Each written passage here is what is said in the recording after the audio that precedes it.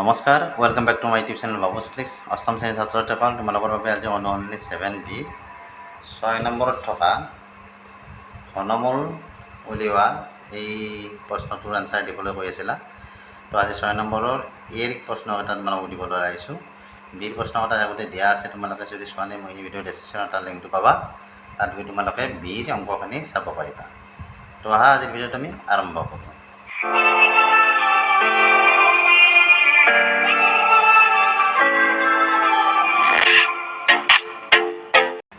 তো ইয়াত 1 নম্বৰত কি আছে -27। তো -27 যদি আমি উৎপাদক উলিয়াওঁ কি পাম 3 × 3 × 3। তো 3টা 3 পূৰণ কৰিলে আমি কি পাওঁ 27 পাওঁ। 3 3 × 9 9 3 27। কিন্তু ইয়াত এটা মাইনাছ চিন আছে, গতিকে আমি কি 3টা -1ৰে পূৰণ কৰিব লাগে। 3টা -1 ধৰা ইয়াত -1 × -1 × -1। 3টা -1 পূৰণ কৰিলে আমাৰ কিমান হ'ব মাইনাছে মাইনাছে প্লাছ হ'ব। প্ৰথম দুটা পূৰণ কৰিলে 1 × 1 আৰু 1ৰ লগত এটা 1 পূৰণ কৰিলে 1 × 1 একেই হ'ব, কিন্তু প্লাছে মাইনাছে আকৌ মাইনাছ হ'ব। গতিকে আমি কি 3টাৰ জেগাত আমি কি কৰিম ইয়াত -1 এটা পূৰণ দিম। বুজি পাইছানে? যদি মাইনাছত থাকে সংখ্যাটো আমি এনেকৈ লিখিলেও হয়। এতিয়া ইয়াৰ ঘনমূল উলিয়াব লাগে। ঘনমূল উলিয়াবলৈ ঘনমূল চিনটো কি আছিলে, এইটো আছিলে নে 27। ইয়াত মাইনাছ, ইয়াত এটা 3 দিব লাগিব। বুজি পাইছানে? ঘনমূল উলিয়াওঁতে এনেকৈ চিম্বলটো ইয়াত 3টো বহুৱাই দিব লাগে। তো ইয়াত এইটো আমি দিলোঁ মানে ইয়াৰ কি হ'ব, ইয়াত 3টাৰ পৰা এটা হ'ব আমাৰ ইয়াত। তো কি হ'ল -1 × 3। -1টো আমাৰ 3টাই আছিল, আমি এটাহে লিখিছোঁ, গতিকে -1 × 3 অৰ্থাৎ কি হ'ব 3 × 1 = 3 মাইনাছ প্লাছে মাইনাছে -3 ইয়াৰ এনচাৰটো। তো -27ৰ ঘনমূল আমি কি পালোঁ -3 পালোঁ। 2 নম্বৰটো আছে -7 হোল কিউব। -7 হোল কিউব মানে এনেকুৱা, ইয়াতো কি হ'ব -7 ×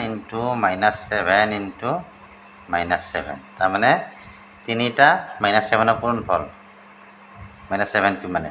বা ইয়াত যদি আমি এনেকৈ লিখোঁ লিখিব পাৰোঁ -1 এটাইদি যদি আমি এইকেইটা পূৰণ দিওঁ, অৰ্থাৎ তেতিয়া আমাৰ কি হ'ব ইয়াৰ মাইনাছটো আমি নোহোৱা হ'ব, এনেকৈ লিখিব পাৰোঁ। একেই হ'ল, ইয়াৰ যিটো পূৰণফল ওলাব এইটো মাইনাছত ওলাব, হয়নে নহয়? গতিকে আমি ইয়াৰ মাইনাছটো নোহোৱাৰ কাৰণে কি কৰিলোঁ -1ৰে এই সংখ্যাটোক পূৰণ দিছোঁ। এতিয়া চাবা আমি ইয়াৰ ঘনমূল হ'লে এনেকুৱা হ'ব -7 3। এইটো নিদিলেও হ'ব। তো কি হ'ব 7 3টাৰ পৰা এটা 7 আহিব, আৰু এইটো -1টোতো আছে -1 × 7 অৰ্থাৎ -7। তো এইবাৰ 3 নম্বৰত আছে কি -8000 আছে। ইয়াত আমি কি কৰিম 8000ৰ উৎপাদকখিনি ইয়াত উলিয়াই ল'ম। কাৰণ 2ৰে দিয়া 2ৰে 8000 মানে হৰণ দিলে কিমান হ'ব 4000 হ'ব। 2ৰে 4000 দিলে কিমান হ'ব 2000। 2ৰে 2000 দিলে কিমান হ'ব 1000। 1000 যদি 2ৰে হৰণ দিয়ে কিমান পাবা 500 পাবা। 500ক 2ৰে হৰণ দিলে কিমান পাবা 250 পাবা। 250ক 2ৰে হৰণ দিলে কিমান পাবা 125 পাবা। 125ক 5ৰে হৰণ দিলে কিমান পাবা 25 পাবা। আৰু 25ক 5ৰে হৰণ দিলে 5 পাবা। তো আমি কি পালোঁ 1 2 3 4 5 6টা 2 পালোঁ আৰু 3টা 5 পালোঁ। তো ইয়াত বহাই দিয়ে এনেকৈ। তাৰে আগত যিহেতু মাইনাছ আছিল, গতিকে আমি ইয়াত একডাল মাইনাছ -1 এটা পূৰণ দি থ'ম। বুজি ইয়াৰ পিছতে বাকী সংখ্যাকেইটা ইয়াত বহাই দিয়া। 2 6টা আছিলে, গতিকে 2 × 2 × 2 × 2 × 2 × 2 5 3টা আছিলে 5 × 5 × 5। আমি ইয়াক যেতিয়া ঘনমূল কৰিম এতিয়া 8 0 0 কৰিম, তেতিয়াহ'লে কি হ'ব 1টোতো থাকি যাব -1টো। এই 3টা 2ৰ পৰা কি আহিব এটা 2 আহিব। এই 3টাৰ পৰা এটা 2 আহিল, এই 3টাৰ পৰা এটা 2 আহিল, আৰু এই 3টা 5ৰ পৰা এটা 5 আহিব। পূৰণ কৰি দিয়া কিমান হ'ব 5 × 2 = 10 10 × 20 20 × 20 প্লাছে মাইনাছে -20 অৰ্থাৎ 800 নহয় দেই 8000ৰ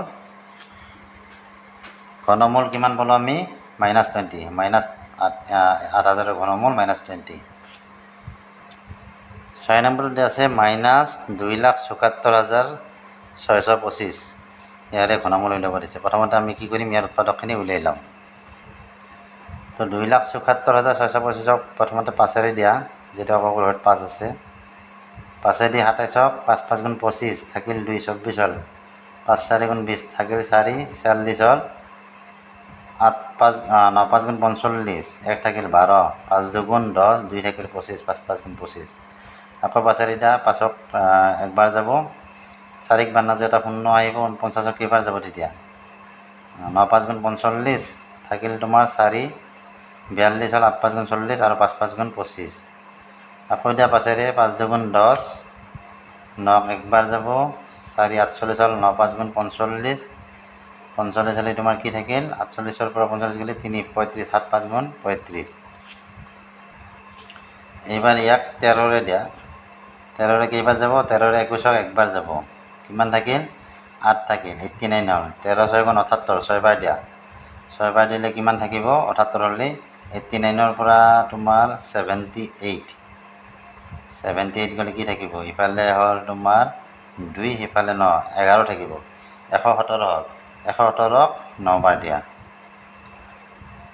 তাৰপিছত আকৌ 13ৰে দিয়া একবাৰ গ'ল 3 থাকিল 39 3 বাৰ গ'ল 13 3 গুণ 39 এতিয়া আমি কি পালোঁ 5 3টা পালোঁ 13 3টা পালোঁ মাইনাছ থকাৰ কাৰণে আমি -1 দি পূৰণ দিম প্ৰথমতে -1 ইনটু কি হ'ব 5 into 5 into 5 into 13 into 13 into 13 তাৰপিছত ইয়াক যেতিয়া ঘনমূল কৰিম এনেকুৱা হ'ব 2 7 4 6 2 5 3 এতিয়া কি হ'ব জৰাৰ পৰা এটা আহিব -1 ইনটু 5টা 3টা 5ৰ পৰা এটা 5 আহিল 3টা 13ৰ পৰা এটা 13 আহিল তো কি হ'ব 13 5 গুণ 65 মাইনাছ আছে কাৰণে কি হ'ব -65 তো এই ডাঙৰ সংখ্যাটোৰ আমি ঘনমূল কি পালোঁ -65 তো এনেদৰে তোমালোকে ঘনমূল নিৰ্ণয় কৰিব পাৰিবা তো এইখিনি আছিল ভিডিঅ'ত বাকী এই চেপ্টাৰৰ ভিডিঅ' আগতে দিয়া আছে তোমালোকে চাৰ্চ কৰি ভিডিঅ'বিলাক চাই ল'বা ভিডিঅ'টো চাই কেনে পালা জনাবা ভিডিঅ'টো চাই ভাল লাগিলে ভিডিঅ'টো লাইক কৰিবা চেনেলটো ছাবস্ক্ৰাইব কৰিবা আজিলৈ বাই বাই